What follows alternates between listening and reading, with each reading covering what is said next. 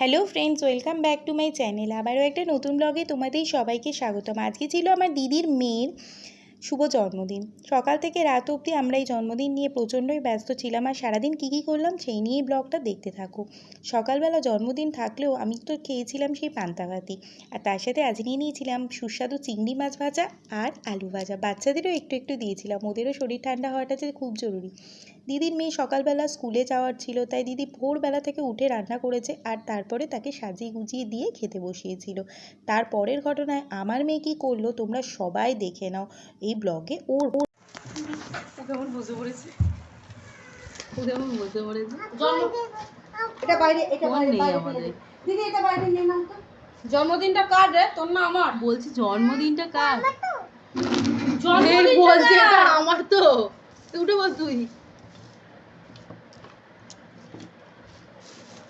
Happy birthday তো তোর দিদি নয়, দিদি আমার। দিদি দিদির হ্যাপি বার্থডে। আমার হাপা পাপা দাও। বললো আমার হাপা হাপা হাপা পাতা না ইয়ে চল চল ওঠ ওঠ ওঠ। এদিকে বস, এদিকে বস। কোনো রকমে আমার মেয়েকে তুলে ও জায়গা পেয়েছিল, আর তারপরে ওকে ওর মা একটু একটু করে সব কিছু খাইয়ে দিল। অনেক কিছু রান্না করেছিল দুপুরবেলা, আমরা ওখানেই খেয়েছিলাম 5 রকম ভাজা, ডাল, মাছ, অনেক কিছু। তারপরে রাতের বেলায় ছোট্ট করে একটুখানি কেক কেটে সেলিব্রেশন হলো। কেকটা এবছর বাইরে থেকেই আনা হয়েছিল, নইলে দিদি প্রত্যেক বছর বাড়িতে বানিয়ে দেয় ওর জন্য।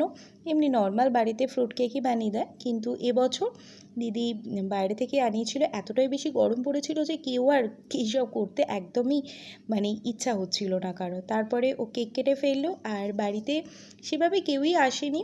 সবাই সব বাচ্চা কাচ্চারা ভাই বোনেরা একটুখানি এসে একটু ওকে উৎসাহ দিচ্ছিল, বড় হওয়ার শুভেচ্ছা দিচ্ছিল, আর কিছুই না। তো যাই হোক, কেকটা কাটা হয়ে গেল খুব তাড়াতাড়ি।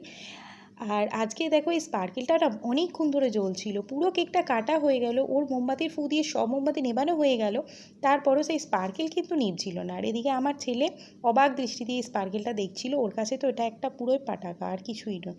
তো কেক সবাইকেও একটু একটু খাইয়ে দিচ্ছিল। তারপরে দিদি সবার জন্য কেক কেটে ভাগ করে দিল, আর আনা হয়েছিল মিষ্টি আর কোল্ড ড্রিঙ্কস।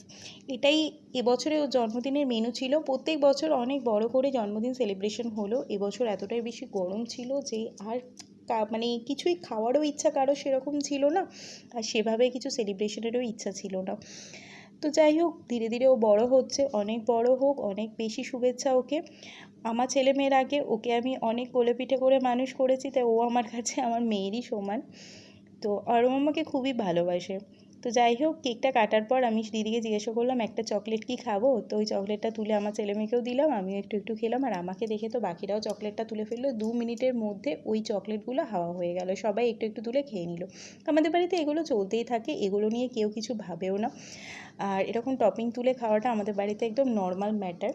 সবাই সবার নিজের মতো করেই সবারটা খেয়ে নেয়, আর এটা নিয়ে কেউ কিছু ভাবে না। তো যাই হোক, বাচ্চাগুলো খুবই ছোট বলে ওরা হাত পাচ্ছিল না, তাই নিতেও পারেনি, কিন্তু ওদেরকে সবার আগে কেক কেটে দিয়ে দেওয়া হয়েছিল। ছেলে মেয়ে আমার খুবই খুশি ছিল, বাকিরাও খুব আনন্দ করেছে। চলো টাটা, ব্লগটা তোমরা এনজয় করো, লাইক আর সাবস্ক্রাইব কিন্তু